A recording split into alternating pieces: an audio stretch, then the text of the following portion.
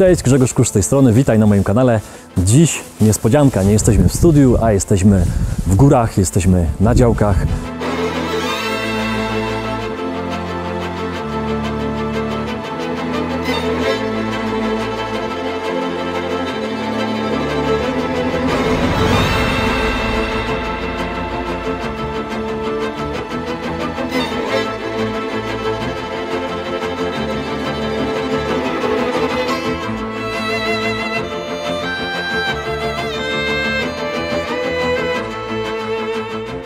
Dlaczego jesteśmy na działkach i dlaczego taki nietypowy odcinek? Co najmniej z dwóch powodów. Po pierwsze, szukam działki dla siebie i chciałbym, dywersyfikując swoje inwestycje, znaleźć sobie jakąś działkę i kupić, żeby chronić pieniądze przed inflacją. A po drugie, bardzo podobny powód, również wielu z Was chce kupić działkę dla siebie i pytacie w komentarzach, gdzie kupić, jaką kupić, czy kupić teraz, czy czekać, co z nią zrobić, czy właśnie inwestycyjnie kupować, czy tylko chronić przed inflacją i zostawić, niech leży dla przyszłych pokoleń, a może za kilka lat coś z nią zrobimy. Także dla Ciebie przygotowałem właśnie dzisiejszy materiał i będziemy go nagrywać z osobą, która zjadła zęby na tych inwestycjach, która sporo działa w inwestycjach właśnie związanych z działkami. Także myślę, że zaraz będzie ciekawie. Zapraszam Cię na rozmowę o inwestycji w działki. Chodź, poznasz mojego gościa.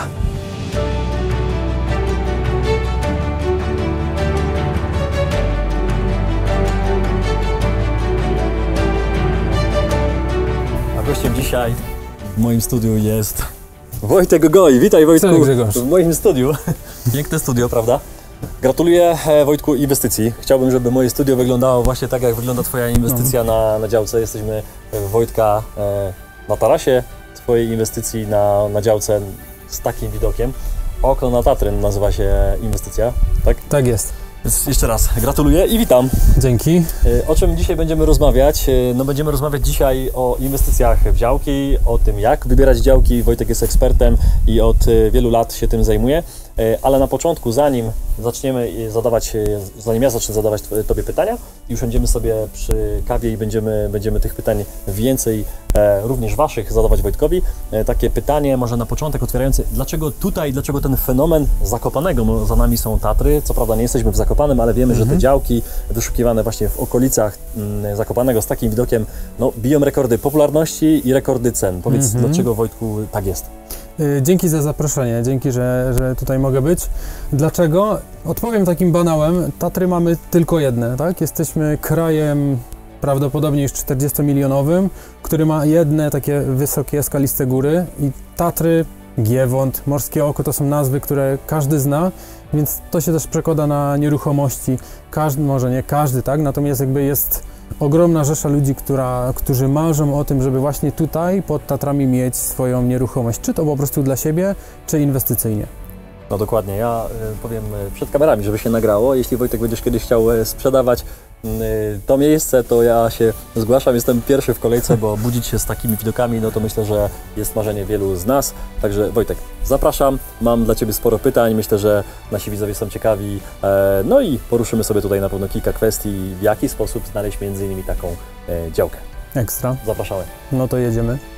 Co kupować? Czy koniecznie działki widokowe, czy może inne działki? Podhale nie da się nauczyć w dzień albo dwa, bo ten teren jest bardzo dobry do tego, żeby się nauczyć tych wszystkich rzeczy. Unicorn, tak, że zbuduje taki domek i samo będzie działać. O, 10 lat temu to były ceny, 20 lat temu, oj, to były ceny, to byśmy całą górę kupili, no nie? Tak, zaraz pojedziemy w teren i Wojtek pokaże w praktyce, jak to wygląda. Na Podhalu prawo budowlane się nie przyjęło. Działki rolne są przecież dużo tańsze. Po co? Po co kupować działkę? Co, jeżeli nie ma się tej kwoty minimum, tak? Jeżeli ktoś ma 50 i 100 tysięcy. Powiedzieć, że nie zawsze niska cena jest okazją. Że... Dla mnie kluczem do znalezienia dobrej działki w ewidencji ta działka jest działką rolną. Gruntów nie przybędzie, tak?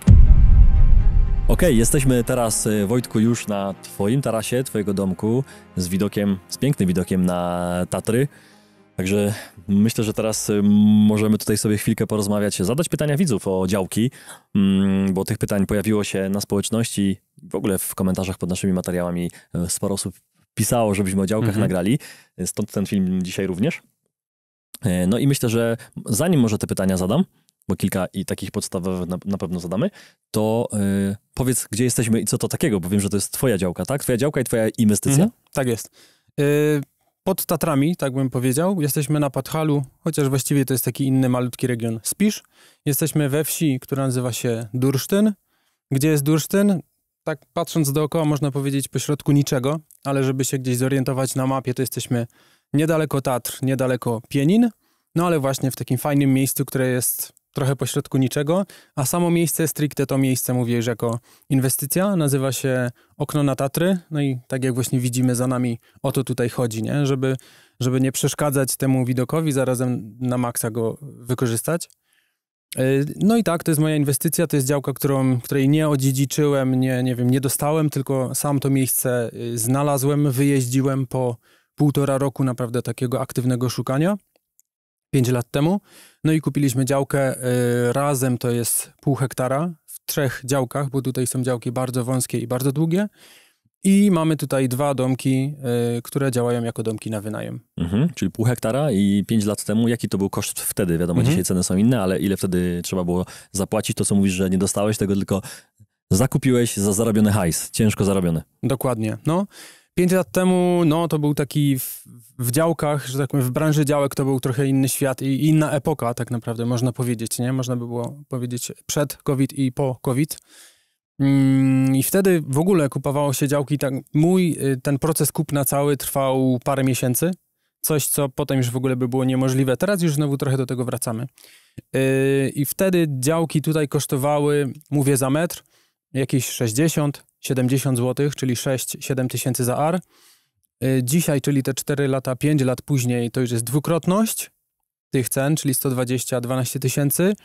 Z tą jednak bardzo istotną gwiazdką, że ciężko w ogóle cokolwiek kupić. No ale to jest akurat taka specyfika też w ogóle regionu tutaj, Podhala, że ciężko cokolwiek kupić. To się nie zmienia.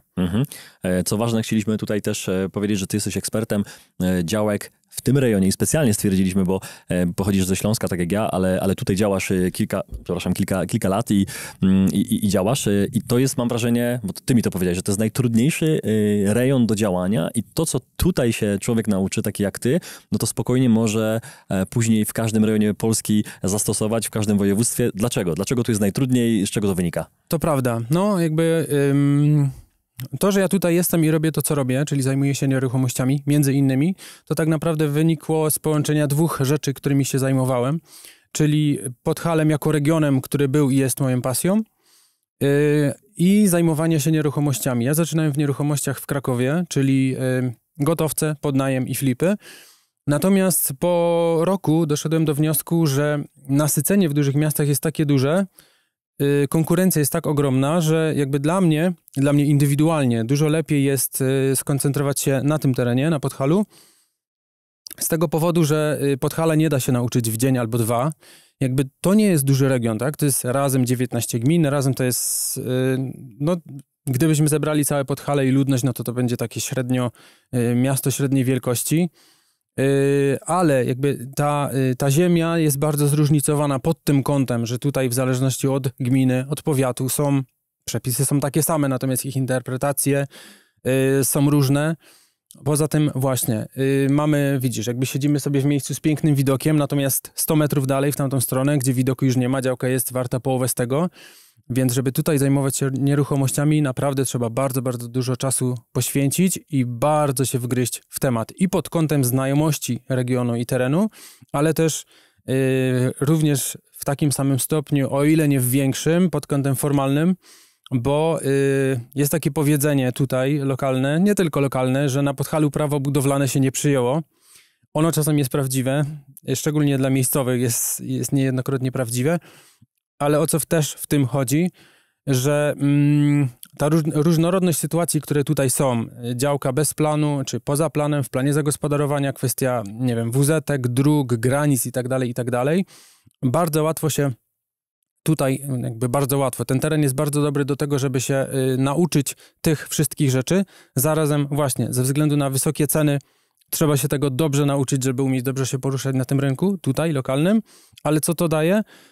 To, że potem posiada się wiedzę i posiada się narzędzia, które bardzo łatwo też można przełożyć i zastosować w innych regionach. Więc jakby ja tutaj, specjalizując się w działkach i w nieruchomościach, nabyłem wiedzę, która ma bardzo dobre zastosowanie, można powiedzieć, w całej Polsce. No właśnie, to jest to, że rozmawiam z kimś, kto faktycznie wszedł w tą taką nieruchomościową, działkową paszczę lwa, gdzie faktycznie jest trudno. Rozmawialiśmy z Wojtkiem niejednokrotnie o tych przepisach, o tej interpretacji bardzo różnej, ale zanim zadam ci kolejne pytanie, jeszcze związane z tą inwestycją, bo to będzie ostatnie pytanie, a później pytania widzów, pytania wasze, to przypomnę, w zasadzie powiem pierwszy raz, bo chyba nie mówiliśmy o tym, ale to jest bardzo ważne. Stwierdziliśmy, że tej wiedzy jest tak dużo o Wojtku, prawda? Na każde pytanie można by odpowiadać kilkadziesiąt minut na jedno pytanie, a tych pytań jest bardzo dużo, więc ustaliliśmy z Wojtkiem, znamy się wiele lat już prywatnie, więc stwierdziliśmy, że mamy do siebie zaufanie.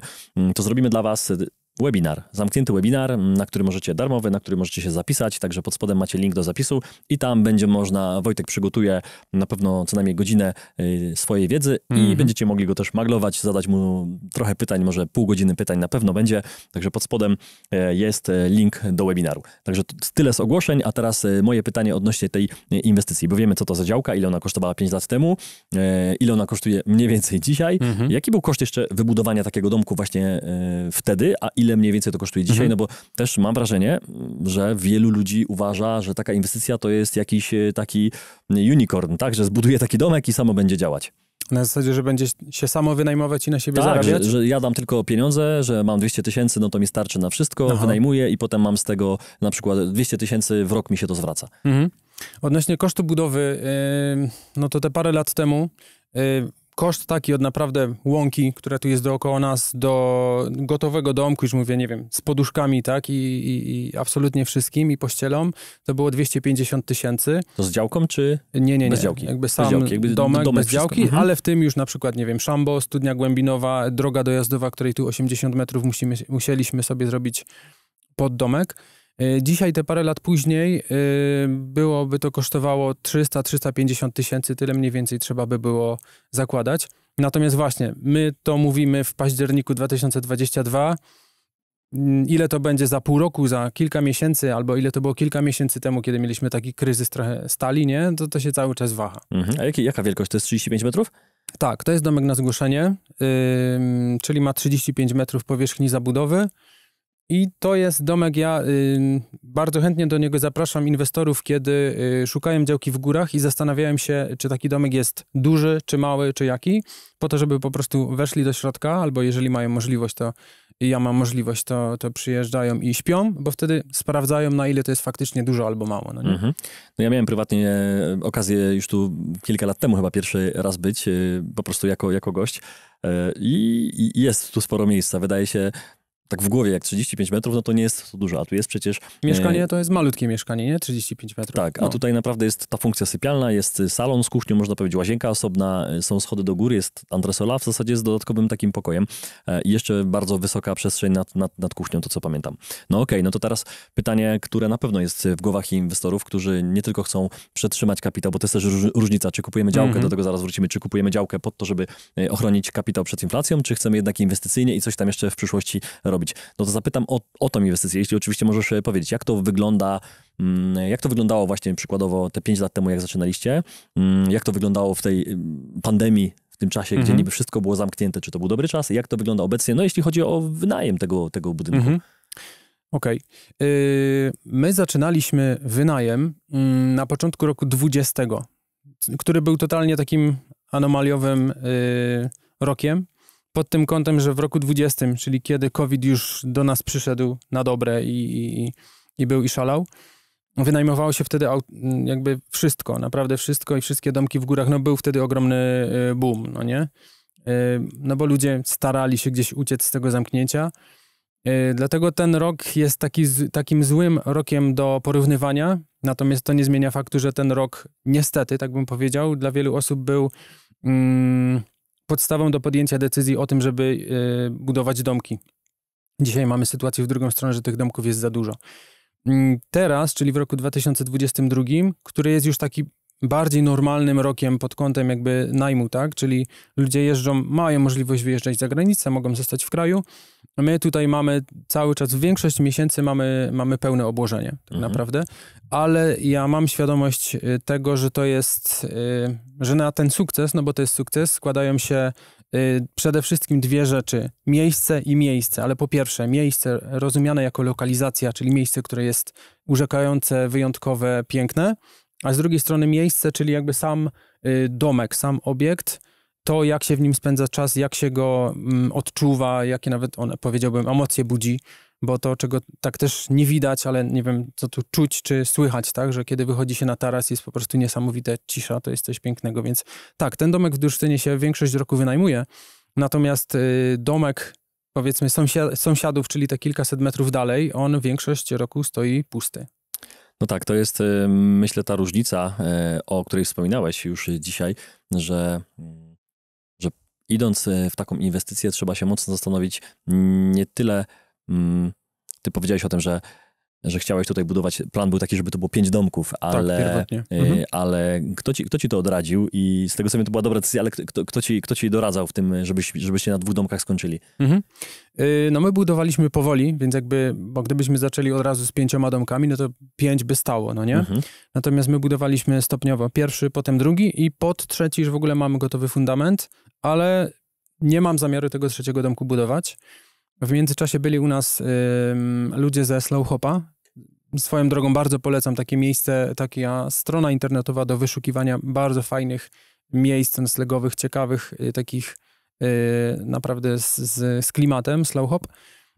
I ludzie ze Slow Hopa powiedzieli coś, z czym ja się też bardzo zgadzam, bo jakby jeżdżę po Podhalu wzdłuż i wszerz, że ludzie nie szukają takich miejsc, gdzie jest domek na domku, nie szukają takich domków, w których jest maksymalnie upchane pokoi i łóżek, ile się da, tylko szukają przede wszystkim miejsc wyjątkowych.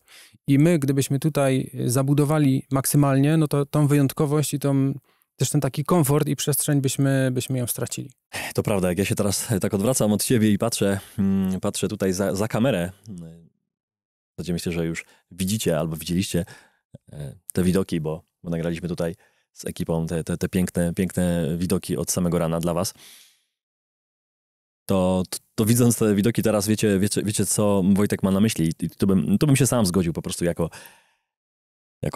zwykły użytkownik takiego domku czy innego, gdzie przyjeżdżam i wolę mieć właśnie spokój, ciszę i mniej domków, ale święty spokój niż właśnie nawalonych tych domków kilkadziesiąt. Także tu się zgadzam. Dobrze, przechodzimy do pytań waszych, bo ich jest dużo, zadamy chociaż kilka, a później zaprosimy na webinar, to co powiedzieliśmy, no bo na tym webinarze będzie możliwość więcej. Ale dzisiaj kilka pytań na pewno. Wojtek, no bo mówimy o tych działkach, ty się tym zajmujesz.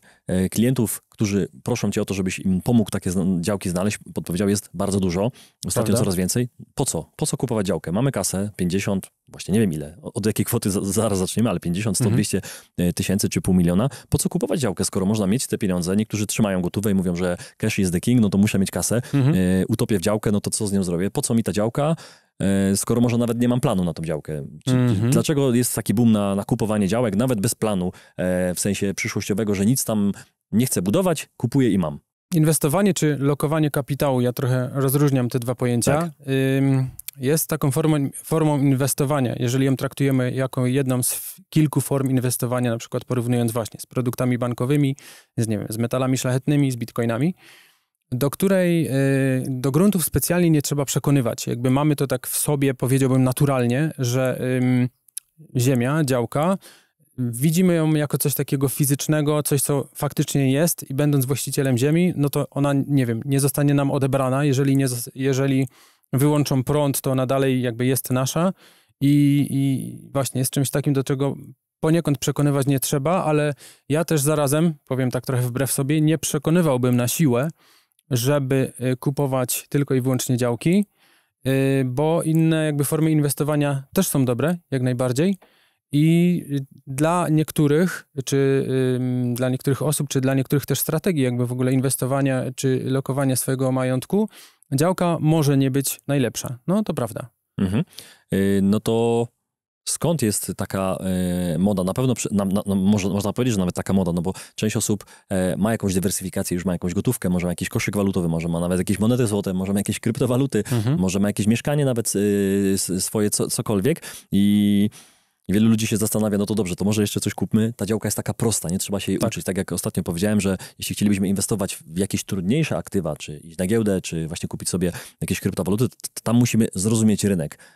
Pytanie, czy działki też trzeba zrozumieć, bo to jest chyba pytanie retoryczne, bo wielu ludzi wydaje mi się, że mówi, że działek się przecież nie trzeba uczyć, bo przecież na Oliksie są, widać, że tu jest do 100, tu jest za 150, jadzę, widzę, że jest trawa, to po prostu kupuję. Więc Wojtku, pytanie, czy działek trzeba też się uczyć tak jak bitcoina czy giełdy?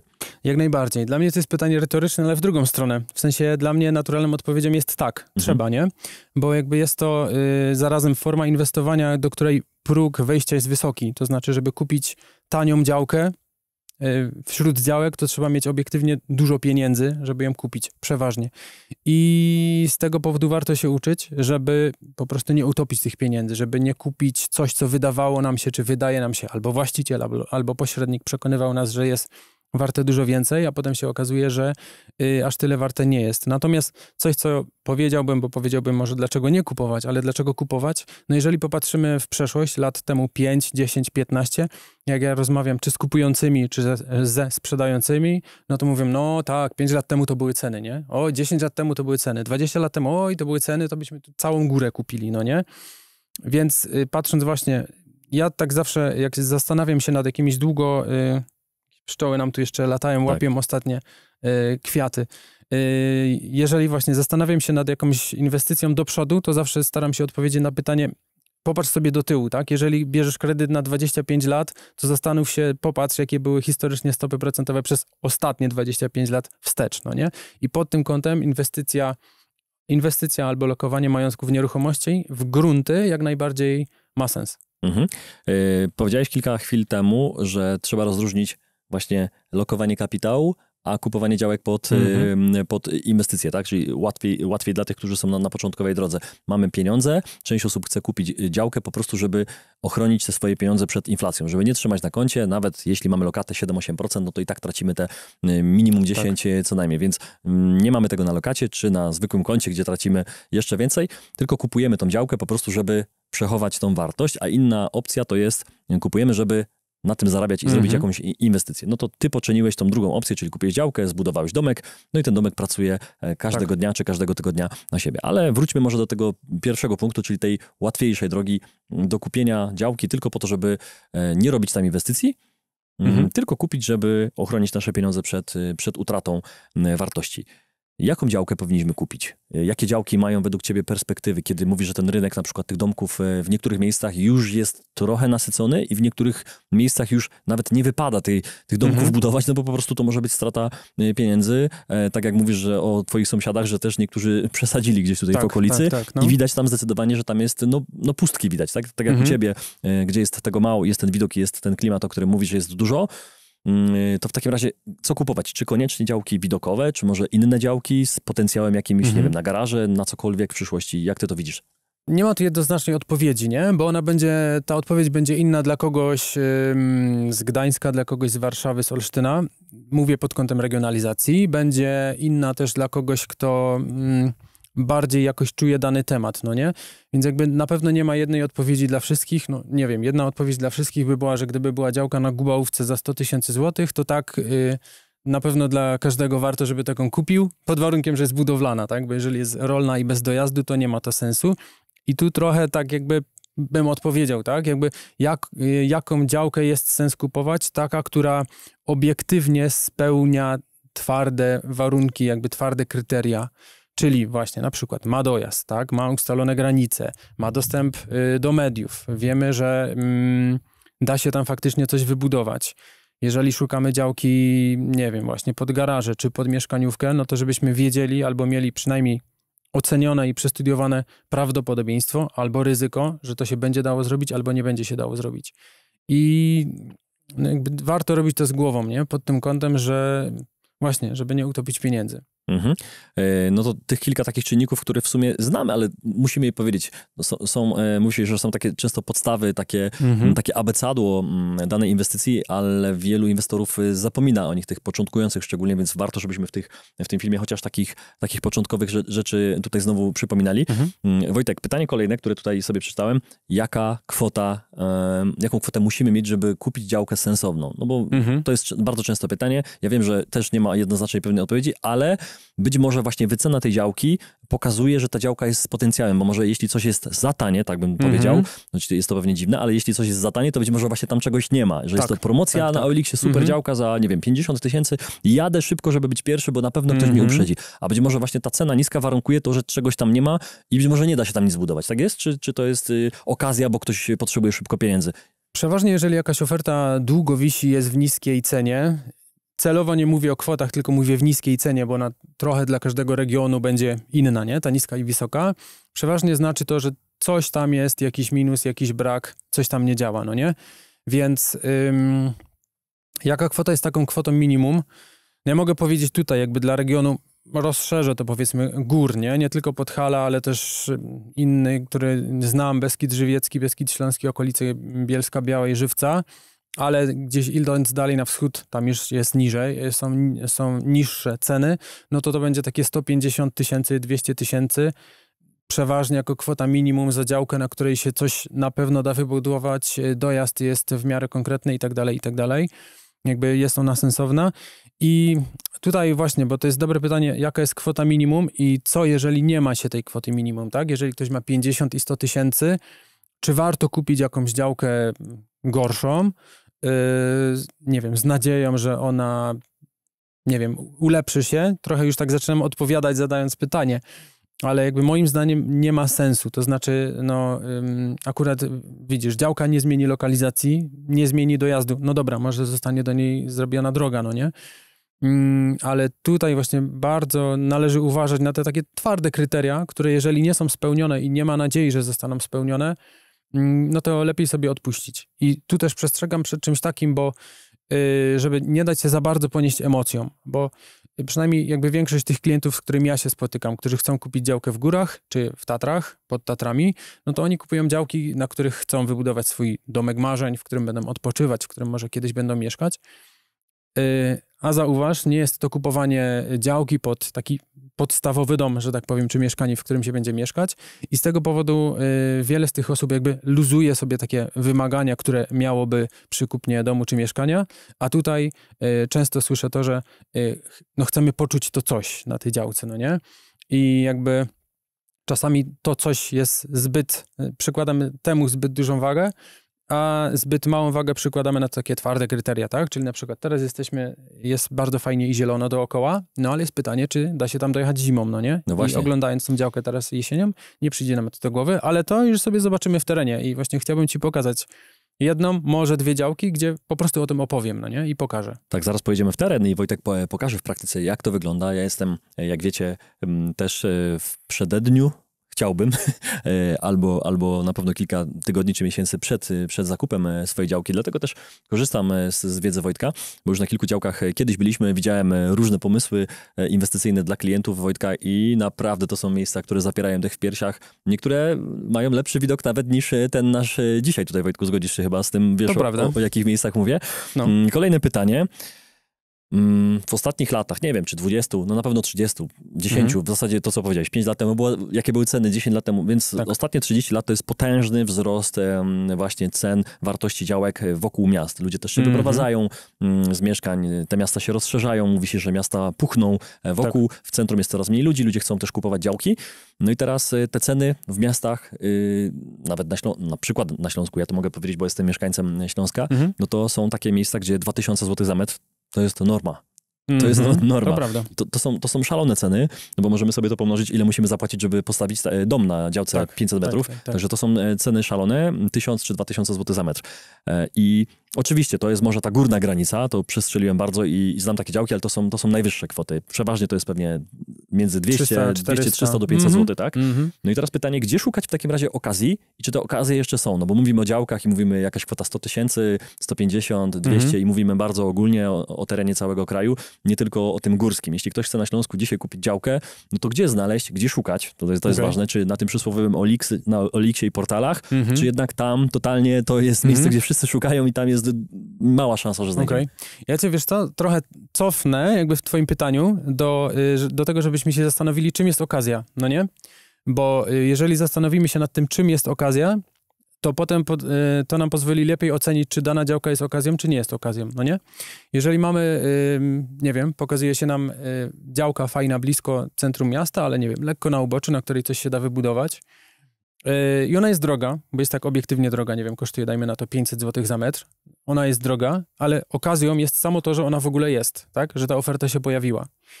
I być może jakby okazją, czy plusem jest to, że w ogóle mamy taką opcję i wtedy może warto kupić, tak? Bo może jest to, nie wiem, jedna z ostatnich działek i taka się już w ogóle nie pojawi, no nie?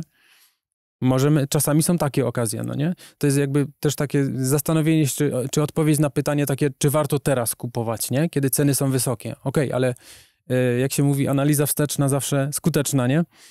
One są wysokie w porównaniu z cenami, jakie były, natomiast no nie wiem, jakie ceny będą, nie? Jakby teraz jest taka sytuacja na rynku, że z jednej strony sprzedający dalej utrzymują te wysokie ceny, które no, poszybowały w górę przez ostatnie 2 lata, ale kupujący oczekują już niższych cen, nie? Żeby te ceny spadały. Co będzie? Ja nie wiem, jakby nie mam takiej pewności. Ja już jeden raz miałem pewność w 2020, przygotowałem się, miałem więcej gotówki, bo tak stwierdziłem, no na pewno będą okazje w górach, tak? I będzie się dało fajne działki za super cenę kupić. Tutaj natomiast już teraz, no bo jakby nie powiem nic nowego, wszyscy wiemy, czy przeczuwamy, że jakiś kryzys nadchodzi i on będzie. Natomiast czy jaki spadek on cen przyniesie? Nie wiemy. Zobaczymy, no nie? Być może na przykład ceny staną, ale z powodu tego, że staną nominalnie, no to tak naprawdę będzie to realny spadek cen. No fajnie, że powiedziałeś, trochę odkręciłeś to moje pytanie, bo w zasadzie zadawałem pytanie o cenę. Pytanie wasze, tak? Że jak to jest z tymi cenami i gdzie są te okazje? Zaraz jeszcze do tego wrócimy, do tego pytania, bo jest takie głębsze. Koniecznie, no. A ty to odwróciłeś i powiedziałeś, że nie zawsze niska cena jest okazją, że czasami właśnie działki w danym rejonie są pożądane, ich po prostu nie ma, bo ludzie je trzymają, nie chcą nawet ich wystawiać, wiedzą, że jest duże parcie, jest duża kolejka za domem klientów, którzy chętnie zapłacą. No i tu mi się urodziło pytanie, jaką miałeś właśnie najlepszą okazję tutaj podczas swojej tej kariery w szukaniu działek i niekoniecznie chodzi o cenę, czyli może znalazłeś działkę, której nie było, ona się pojawiła i to było wow, bo nie dało się kupić działki przez długi czas, albo właśnie okazja cenowa. Przypominasz sobie coś takiego? No mam taką okazję, jakby stary dom, który mam w Kościelisku, tak? No to zdecydowanie była taka okazja z tego względu, że w ogóle coś takiego było i dla mnie to było okazją. Nie potrafię w zasadzie ocenić, czy cenowo to była okazja, czy nie. Natomiast tak tylko powiem, jakby dając wyobrażenie, że jest po prostu taka ogromna polana z przepięknym widokiem na Tatry, na której są, zresztą byłeś ty to, więc ty widziałeś, ale tak, to jest... widziałem to. Tak, ogromna polana z pięknym widokiem na Tatry i są na niej 3 domy i więcej domów być nie może. No i jeden z tych domów był na sprzedaż, no nie? I jakby mi udało się kupić jeden z tych domów. No, a samo kupno było można by jakby patrząc z zewnątrz, można by powiedzieć, że było wariackie, bo to tak naprawdę było pojechanie i zaklepanie bez pojechania i sprawdzania działki, ale dla mnie nie było wariackie, bo dzięki temu, że jakby ja znałem miejsce, miałem też narzędzia i wiedzę do tego, żeby to sobie sprawdzić, to sprawdziłem, że to ma sens i że tam się wszystko to, co potrzebuję, zgadza. Nie wiem, media, dojazd, możliwości budowlane i tak dalej. Więc jakby byłem w stanie taką decyzję podjąć i faktycznie tak było, że ja wpłaciłem zadatek, a dopiero na drugi dzień z rana pojechałem sprawdzić, czy ten dom, który widziałem 1,5 roku wcześniej, ostatni raz, czy on tam faktycznie jeszcze w ogóle stoi, no nie? No. Przypominam, że pod spodem macie linka do zapisu na darmowy webinar, gdzie Wojtek będzie, troszkę bardziej go wymaglujemy, bo będziemy mieli, myślę, z 2 godziny co najmniej, jak nie więcej, na pytania, na historię i wszystkie takie tipy, które warto wiedzieć, jeśli będzie się chciało działkę kupować. A jeśli tu przyczepię właśnie tej sytuacji, tej okazji tego domu w Kościelisku, no właśnie, gdzie go znalazłeś? Na tym Alexie, czy jednak to są jakieś twoje tajemnicze systemy szukania, wyszukiwania, jakaś przebiegłość, spyt taki agentów nieruchomości, którzy go mają i dlatego zarabiają? Jak to u ciebie wygląda? Więc, no właśnie, gdybyś mnie zapytał, gdzie szukać okazji, to na pewno bym ci nie powiedział na OLX-ie i w ofertach. Natomiast jak ja to kupiłem, tak, to akurat było w ofertach i było na OLX-ie albo na Autodomie, tak? Ale generalnie gdzie szukać? No to, co się pojawia w internecie, to już przeważnie w lwiej części to są takie już przebrane oferty, które trafiły do ogłoszeń z jakiegoś powodu. Ja tak troszkę przekieruję to pytanie, czy swoją odpowiedź w inną stronę, jakby jak znaleźć, właśnie nawet jeżeli tylko możemy przeglądać OLX-a, to jak znaleźć tam dobrą okazję, bo najlepszą okazję po prostu trzeba wychodzić, no nie? Trzeba znając miejsce pójść, nie wiem, poszukać właściciela. I to nie wychodzić po biurach nieruchomości. I to nie wychodzić po biurach nieruchomości, tylko bezpośrednio po właścicielach, nie? I to jest klucz, jakby to jest albo nie jest odkrycie Ameryki, że dla mnie kluczem do znalezienia dobrej działki i dobrej okazji w nieruchomościach jest naprawdę znajomość danego regionu, znajomość miejsca i maksymalne, uwaga, zawężenie jakby tych swoich kryteriów po to, żeby jeżeli kiedyś pojawi się okazja, to móc podjąć decyzję, tak, w godzinę, w 15 minut, no nie? Więc jakby to jest coś, znaczy chciałem powiedzieć błąd, ale to nie jest błąd, bo to jest taki trochę etap konieczny dla każdego, kto kupuje działkę, czy nie wiem, jakiś stary dom, że my naturalnie jakby wchodzimy w OLX-a, no i przeglądamy, tak, te wszystkie oferty, jest tam tego, nie wiem, kilkadziesiąt i kilkaset, po pewnym czasie już się tym frustrujemy, ale zauważ, jeżeli mamy, czyli jakby to jest jedna sytuacja, że my przeglądamy, scrollujemy, jest tego dużo, natomiast w kontrze do tego jest sytuacja, kiedy ja na przykład wiem, że szukam w 3 wsiach, bo tylko takie mi pasują, wiem, że w tych 3 wsiach i w konkretnych 3 częściach da się wybudować i tam się wszystko zgadza i tam jestem w stanie się szybko zdecydować. Jeżeli my scrollujemy i przeglądamy, no to okej, znajdujemy jakieś miejsce, którego nie znamy. Musimy znowu poświęcić czas, żeby tam pojechać, żeby wyrobić sobie zdanie, żeby sprawdzić je, no nie? I to zajmuje dużo czasu, jest po pewnym czasie też frustrujące, bo nieraz te zdjęcia są, nie wiem, z dronów, tak? A przyjeżdżamy na działkę, a tam w ogóle nie ma widoku, albo okazuje się, że, nie wiem, w sąsiedztwie jest gospodarstwo, które nam nie odpowiada, tak? Zapachy jakieś na przykład wiejskie, ale to jednak, to też ma swoje plusy, bo to doprowadza nas właśnie do tego, że my stajemy się już ekspertem w tym, czego my sami indywidualnie szukamy, bo dzięki temu zawężamy sobie kryteria, no nie? I mogłoby się wydawać, że właśnie im węższe kryteria, no to tym mniej tych ofert i okazji będzie, więc jakby tym trudniej coś znajdziemy. No poniekąd tak, że jakby im mniejsze te oczka w sicie, no to tym mniej tego będzie przelatywać i wpadać nam, ale zauważ, że dzięki temu jakby my jesteśmy w stanie dużo szybciej się zdecydować, dużo łatwiej podjąć decyzję, a jeżeli szukamy czegoś, nie wiem, dla siebie, czy pod inwestycje, tak samo, to będziemy dużo bardziej przekonani do danego miejsca i będziemy je mieli dużo lepiej rozpoznane, to znaczy będziemy wiedzieli, że faktycznie to miejsce nam odpowiada, albo jeżeli chcemy w nie inwestować, to wiemy, że to się zgadza i w tabelkach, i w naszych różnych analizach. No fajne porównanie, ta metafora była taka trafna, myślę, to sito, gdzie tych ofert na końcu, że te oczka tego sita są najmniejsze i tych ofert jest tam może nawet kilka, może jedna, tak. Ale być może to jest właśnie ta oferta, która najbardziej nam odpowiada. Więc tutaj odpowiedziałeś na pytanie moje.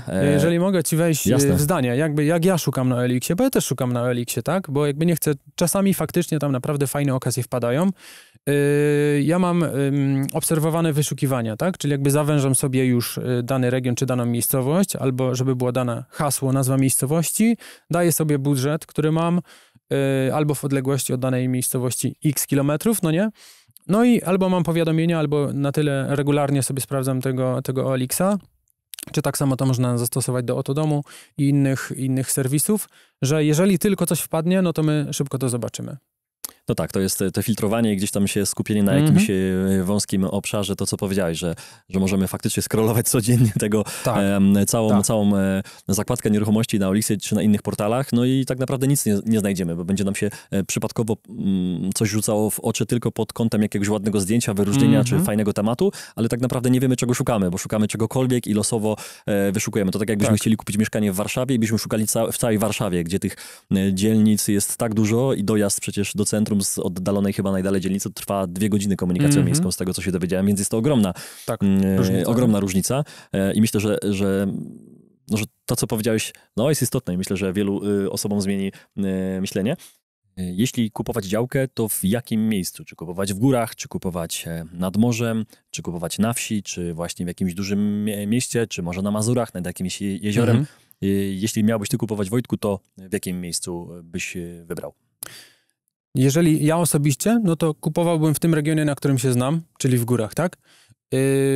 Gdzie i jak kupować? Gdzie kupować? No odpowiedziałbym kupować z głową, to znaczy kupować w taki sposób, żebyśmy byli pewni, że ma to sens. Generalnie jakby uznaje się, że nasze regiony turystyczne, atrakcyjnie turystyczne, czy Mazury, czy góry, może poza Zakopanem i tym najbliższym otoczeniem, są niedocenione, czy niedowartościowane są ceny, więc że te ceny dalej będą wzrastały i tutaj co ważne, zauważmy, gruntów nie przybędzie, tak? Jakby to nie jest coś, co się da, nie wiem, dodrukować i zrobić, no nie, Niestety, tak po prostu jest. Tych gruntów jest tyle, ile jest, a tych budowlanych i sensownych jest coraz mniej. No tak, to prawda. To, co powiedziałeś, wielu z nas, ja również czasami o tym zapominam. Przypomniałeś taką złotą zasadę, że gruntów nie przybędzie. Pieniądze są dodrukowywane, tworzone z powietrza, wirtualne, tak, elektroniczne pieniądze, które widzimy na swoich kontach, a działki, takich działek jak ta, już nie będzie. Nie ma takiej dokładnie kopii w tej działki, na której siedzimy dzisiaj, bo ona została już kupiona przez ciebie. Chyba że ją sprzedasz, uwolnisz na rynek tą całą inwestycję, ktoś ją kupi, no to ta osoba znowu będzie właścicielem i ona jako jedyna stwierdzi, że znalazłem okazję. Może to nie będzie tanio, jak będzie sprzedawał, bo pewnie sprzedaż za 20 milionów. Punkt odniesienia będzie inny dla tej osoby. Ale to będzie inny punkt odniesienia. Także ważna zasada, że tych działek faktycznie nie przybędzie i jest ich coraz mniej. Natomiast jakby tutaj jedna rzecz i tutaj się tak trochę odniosę do rozmowy z Dawidem Koziołem odnośnie tego, że na ile jakby jest dostępność działek, ale nie chodzi mi o dostępność działek, ale na ile zainwestowanie czy ulokowanie pieniędzy w grunt zmniejsza jego dostępność. To znaczy, o co mi chodzi, że kupując działkę, my tą wartość i te pieniądze na jakiś czas zamrażamy i to nie jest aż tak łatwo i aż tak szybko. Czasami jest, ale przeważnie jednak nie jest to tak, że jesteśmy potem w stanie tą działkę sprzedać w tydzień albo 2. Generalnie jakby grunty są w pewnym sensie wolniejsze. W sensie jako forma inwestowania wymagają więcej czasu. I to jest też taka lekcja, którą niestety wielu się nauczyło przez ostatni rok, przez ostatnie 2 lata, bo na początku roku 2020 był naprawdę bardzo duży boom. Kiedy był lockdown, no to masa osób i to tak też wybiło ceny do góry. 3 grupy zasadniczo wybiły ceny. Ludzie, którzy zostali w cudzysłowie zamknięci albo nie w cudzysłowie w mieszkaniach, nagle pomyśleli, dobra, musimy sobie kupić działkę. Druga grupa ludzi, którzy flipowali i generalnie działali w nieruchomościach w miastach, nagle zobaczyła, nie zawsze te mieszkania będą się wynajmowały i ten podnajem nie jest taki 100% pewien, jak się wydaje, bo nagle się okazuje, że można pracować zdalnie. I o tej grupie chciałbym powiedzieć, że oni niestety boleśnie się przekonali o tym, że grunty nie są taką szybką formą działania, bo zauważmy, od kupna mieszkania przez remont do sprzedaży, no to jeżeli zrobimy to dobrze i szybko, no to jest raptem kilka miesięcy, no nie? Natomiast w 20 właśnie dość duża liczba osób pomyślała, dobra, no to teraz kupujemy działkę i będziemy budować domki, no nie? Część z tych inwestycji jest skończona dopiero teraz, 1,5 roku czy 2 lata później, kiedy warunki, to otoczenie ekonomiczne się już bardzo, ale to bardzo zmieniło i na to zdecydowanie należy zwracać uwagę, jeżeli chcemy inwestować, mówię inwestować, czyli z nadzieją zysku w nieruchomości, czyli czas. To ostatnie pytanie, zanim wybierzemy się w teren i pokażesz nam kilka miejsc i powiesz na pewno w praktyce, jak to wygląda, na coś zwrócimy uwagę już tam w terenie, to ostatnie pytanie od was. Grunty rolne. Działki rolne są przecież dużo tańsze. Uwielbiam to pytanie. Tak, to jest super. Działki rolne przecież są takie tanie, mówimy o tych wysokich cenach, ale wchodzę tutaj na portal jakikolwiek i super tania okazja, działka za grosze. Każdego stać na te działki jeszcze. I czy to kupować, i czy to się kiedyś zmieni na budowlane, czy nie kupować? Jak to ocenić? Tak, uwielbiam to pytanie, bo to jest takie, pytanie jest proste, ale odpowiedź, powiedziałbym, jest taka trochę, może nie, że przebiegła, ale bardzo niejednoznaczna. Jakby ta działka, na której jesteśmy, jest działką rolną czy budowlaną? Znaczy, głupie pytanie, tak? Bo siedzimy obok domku, nie? Teraz są najprawdopodobniej budowlaną, ale nie widzimy dokumentów. No i właśnie, w ewidencji ta działka jest działką rolną, nie jest działką budowlaną. Więc albo ostatnio sprzedawałem działkę jednego z inwestorów i on sprzedawał działkę, która jest objęta planem zagospodarowania i w planie zagospodarowania jest to działka, są to tereny budowlane, więc przeznaczone pod zabudowę, natomiast ta pani weszła sobie w treść księgi i tam było napisane grunty orne. No i zadzwoniła do mnie, ale proszę pana, no to jest działka rolna, tak? O co tu chodzi? I to jest naprawdę kluczowe rozróżnienie i to jest kluczowa taka wiedza podstawowa, którą trzeba zdobyć, czym jest działka rolna, tak? Bo jakby krótko opowiem, a na webinarze bardzo chętnie o tym opowiem więcej, ale to akurat jest coś, co bardzo, bardzo warto wiedzieć, że co innego to jest ewidencja, mapy ewidencyjne czy rejestr gruntów w gminie. On opisuje rzeczywistość, jaka jest w terenie, czyli na przykład właśnie, jeżeli tutaj mamy, nie wiem, łąkę, jeżeli tutaj mamy pole, no to w mapie ewidencyjnej będzie to zaznaczone jako łąka. Czy to znaczy, że na tej działce nie można nic wybudować? No nie, bo to jakby ewidencja opisuje, natomiast ewidencja nie decyduje o tym, co na danej działce można zrobić. To, co decyduje, to jest plan zagospodarowania albo jego brak. Więc jeżeli mamy działkę rolną, no to właśnie wpierw musimy się dowiedzieć, w jakim sensie jest ona rolna, czy jest to użytek rolny, czy jest to, nie wiem, właśnie pole, ale żeby sprawdzić, czy i co się da na niej wybudować, no to tak, plan zagospodarowania, czyli albo my sami sobie sprawdzamy na geoportalu gminnym, albo dzwonimy, jedziemy do gminy i pytamy, no albo na przykład konsultujemy z miejscowym architektem. Czasami jest tak jak tutaj, ale to jednak jest raczej wyjątek, a nie reguła, że są działki, które nie są objęte planem zagospodarowania i w tym wypadku można wybudować tak bardzo ostatnio modne domek na zgłoszenie do 35 m2, ale też nie wszędzie. Myślę, że osoba, która zadała to pytanie, jest usatysfakcjonowana. Oczywiście chciałbym, żebyście w komentarzu pisali. No, kilka dzisiaj tylko pytań zadaliśmy, bo już naprawdę ponad pół godziny, a chcemy jeszcze was zabrać w teren, żeby Wojtek pokazał na żywym organizmie, jak to wygląda. Także chodźcie z nami. Jedziemy, Wojtek. No to ruszamy. Okej, jesteśmy w terenie i teraz w praktyce, Wojtek, pokażemy naszym widzom i też mi, bo ja tu jestem pierwszy raz, co tak naprawdę mamy tutaj. Widzimy działki wokół nas wszędzie.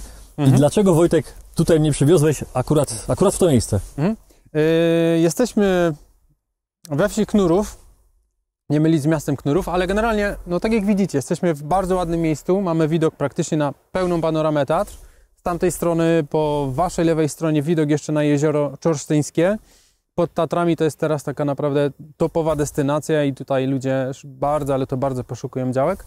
A ja celowo właśnie przywiozłem Ciebie tutaj, żeby pokazać Ci na konkretnych przykładach, na co należy zwrócić uwagę, co jest na plus, co jest na minus przy zakupie działki. No to co jest na plus? Co jest na plus? No jesteśmy generalnie... Poza widokiem oczywiście. Tak, no widok jest super i tutaj zdecydowanie można przyjechać i powiedzieć, no i poczuć to coś, no nie? Na zasadzie, że jest naprawdę miejsce przeurocze i potrafi złapać za serce. Dlaczego tu jest? Natomiast ja patrzę na takie inne rzeczy, które już nie są takie oczywiste, no nie? Na przykład zwróć uwagę, jechaliśmy tutaj drogą asfaltową, ale w jednym miejscu ona sobie wiodła przez taki wąski wąwóz, który, widzisz, teraz jechaliśmy fajnie, jesień sucho, ale zimą być może nie będzie się tam dało wyjechać, no bo po prostu będzie lód, no nie? Jeżeli nie będziesz miał na to auta, na pytanie, czy kupować na ostatnie 2 km ze 130, które masz tutaj do przejechania, czy jest tylko z tego powodu kupować auto terenowe, żeby móc dojechać na swoją działkę, no nie? No dzisiaj nie zwróciłem na to uwagę, bo jest sucho. No właśnie, nie? Więc to są takie rzeczy, które jakoś łatwo pominąć. Albo sam zakręt, jakby wjazd w ogóle w tą okolicę, no to... Tak, wjazd był w ogóle... To był zakręt taki, nawet nie 180, Nie dało się normalnie zjechać z prawego pasa w prawo, tylko trzeba było najpierw zjechać na lewy pas, czyli jakby jechać pod prąd kawałek i dopiero zrobić... Czyli trochę się czułem, jakbym jechał, jakbym był kierowcą ciężarówki, tira. Taki robiłem manewr. A teraz sobie zadaj pytanie właśnie, nie? Czy ciężarówka tam wyjedzie, nie? Czy betoniarka, która Ci będzie musiała wylać fundamenty, czy ona wyjedzie? No jeżeli taka duża, regularna nie wyjedzie, no to okej, będzie to trzeba przywieźć mniejszymi transportami, czyli koszty budowy wzrosną. Tak. No.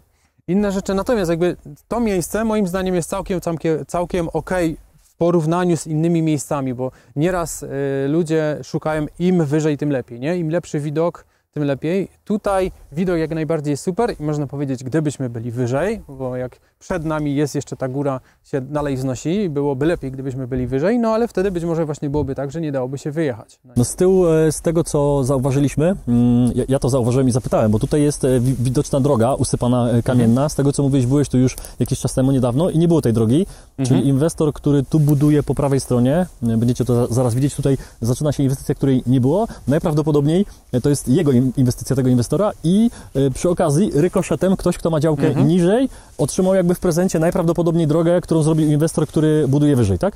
Dokładnie, zyskał. No, jakby ja to miejsce znam z tego powodu, że tutaj była działka na sprzedaż, którą mój inwestor kupił i po jakimś pół roku ją odsprzedał z naprawdę dobrym zyskiem, kilkadziesiąt procent cena zakupu do ceny sprzedaży. Jednym z elementów takim dobrym, którym się właśnie dało wynegocjować cenę, trochę ją obniżyć, to była właśnie kwestia tej drogi, która w tym momencie jest naprawdę w porządku, nie? Droga żwirowa, którą normalnie tutaj wyjechaliśmy osobówkami. A wtedy wyglądała tak jak ta droga wyżej, tak? No, rozumiem, a wtedy to była droga traktorowa. I jeszcze inna rzecz, która była odnośnie tej drogi, że tej drogi nie było w mapach. Jakby właściciel upierał się, że ta droga faktycznie już tutaj jest, że dojazd jest legalny, ale w mapach tego jeszcze nie było, no nie? Więc ktoś jakby sprawdzając i nie zagłębiając się bardzo, mógłby stwierdzić, a nie wiem, widocznie wymyślił coś właściciel i nie ma tej drogi naprawdę, no nie? Ja zagłębiłem się, pojechałem do urzędu, pojechałem do starostwa i tam mi potwierdzili, faktycznie ta droga jest. Tutaj właściciele każdy oddał po kilka metrów ze swojej działki na gminę, jakby do gminy i gmina zrobiła, znaczy tak, droga jest gminna, czy jest działka drogowa jest własnością gminy, ale samą drogę robił już właśnie właściciel tej działki, na której stoimy, która jest wyżej, pod kątem inwestycji, którą tutaj robi, nie? I widzimy tutaj przed nami już 4 fundamenty pod jakieś pewnie domki, które będą się tutaj budowały. No właśnie, z tego co zauważyłeś, Wojtku, zauważyliśmy, że tutaj jest inwestycja nowa, 4 domki, 4 fundamenty na razie, więc nie wiemy czy więcej. Najprawdopodobniej skończy się na 4, ale na małej działce, stosunkowo małej, w porównaniu do tego, co widzieliśmy u Ciebie na Twojej działce i patrząc w dół, też zwróciłeś uwagę, że tam jest też nieduża działka i mamy inwestycję 5 domków, które mają naprawdę niedużą ilość miejsca między sobą. Tam jest może 8 metrów i tak naprawdę porównajcie sobie to z tym, co było u Wojtka, tak? Co Wojtek mówi, że dzisiaj tak naprawdę trochę odchodzi się od osad, że to, że mamy większą działkę nie znaczy, że powinniśmy tam wrzucić jak największą ilość domków, bo ktoś, kto płaci za wynajęcie takiego domku, chciałby mieć spokój, ciszę, a nie sąsiada dosłownie kilka metrów za oknem, no bo ma to przecież w swoim mieście, z którego najczęściej przyjeżdża tutaj odpoczywać. Także co byś jeszcze powiedział, Wojtku, do tej inwestycji właśnie na nawet dole? To jest tak, można było powiedzieć, mniej więcej te odległości domków, tak jak one tutaj są, no to jest tak trochę jakby może, nie wiem, balkon sąsiada, nie? I sąsiad siedzący, porównując do bloku, sąsiad siedzący na swoim balkonie i my siedzący na swoim balkonie, no to mniej więcej są to takie odległości. To, co tutaj widać i w tym miejscu właśnie te gotowe domki i ta działka, na której stoimy, gdzie się będą budować domki, to jest dla mnie taki dobry przykład następstwa roku 2020, czyli tego, co się wtedy podziało, wielkiego boomu na działki za miastem, na domki w górach, czy domki w przeróżnych fajnych miejscach. No i tutaj podejrzewam, inwestor myślał, dobra, mam taką działkę, mieści mi się tutaj 5 domków, to wybuduję 5 domków, bo jak będę miał 5 domków, no to będę więcej zarabiał, no nie? Tylko podejmując taką decyzję, on decydował się też na to, że jeden domek, ileś set tysięcy, tak? Powiedzmy 200 000. Może on myślał, dobra, ja to sobie zoptymalizuję, bo wybuduję od razu 5 domków, nie? Natomiast ja tobie wcześniej mówiłem, zaryzykuję tezę, że, a wręcz ja jestem tego pewien, że gdyby na tej działce stały 2 domki, to one by się lepiej wynajmowały niż te 5, które tutaj stoi, no nie? Inna sprawa, że w międzyczasie od roku 2020, czyli w czasie 2 lat, 2,5 roku, sytuacja się diametralnie zmieniła. Jakby to jest domek budowany stricte pod klienta, który, nie wiem, 4, 5, 6 osób, no nie?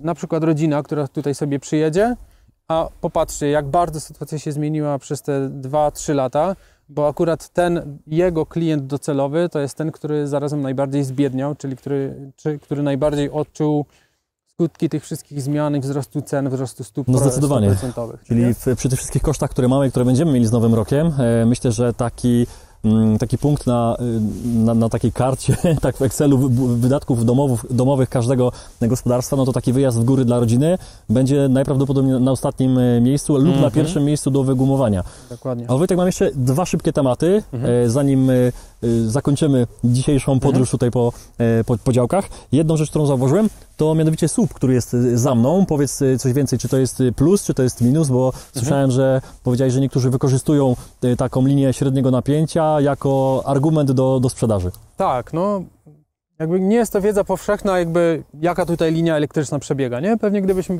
tak po prostu zapytali, no to ktoś by powiedział, nie wiem, wysokie, średnie, może niskie, patrząc po kablach, ciężko stwierdzić, nie? Jakby ja już wiem, działając w tym, że to jest linia średniego napięcia, czy to jest plus?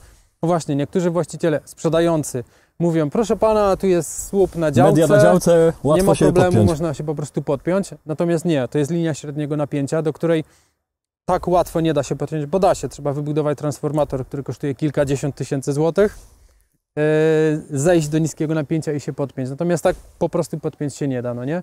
Więc raczej jest to minus, ale tutaj w naszym przypadku, mówię, tego inwestora i mnie, to był plus negocjacyjny, nie? Jakby minus z tej strony, ale w negocjacjach był to plus, który jakby my analizując sobie, ok, co z tym słupem można zrobić i z tą linią średniego napięcia można zrobić, można z nią coś zrobić, można ją wkopać w ziemię, to kosztuje też ileś, ale kalkulując, że wybudujemy tu na przykład kilka domków, no to się spina, no nie?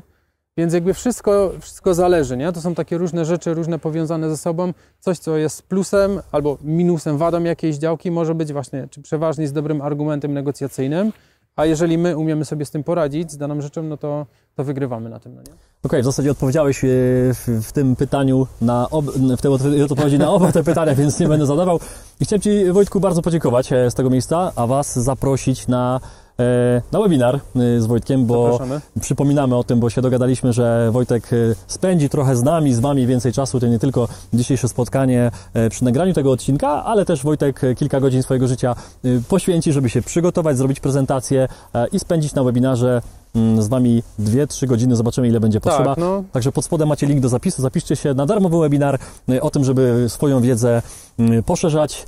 No i co, Wojtku, bardzo dziękuję. Tak, no ja zareklamuję tylko króciutko. Ja naprawdę na webinarze nie będę mówił o wielu rzeczach, tylko o tych, które tutaj widzę, tak? Czyli ustalenie granicy, kwestia drogi, kwestia granic, kwestia spadku terenu, kwestia linii energetycznych, mediów, dojazdu, sąsiadów, to, na czym stoimy, jaka klasa ziemi, co jest pod ziemią, co tu wolno budować, co nie wolno budować. Czyli tak naprawdę tematów pewnie na kilka webinarów. Dajcie znać w komentarzach, jak się Wam podobał ten odcinek. Możemy tutaj zdradzić, że spędziliśmy 8 godzin dzisiaj na nagraniach, co nam się nie zdarza normalnie w studiu, bo zdecydowanie szybciej nam te nagrania idą, ale dla Was specjalnie obiecaliśmy, że będziemy się rozwijać i to robimy, także nagrania wyjazdowe pewnie się jeszcze pojawią. Wojtku, jeszcze raz dziękuję za Twoją wiedzę i czas. Dzięki. Super, dzięki. Do zobaczenia, trzymajcie się.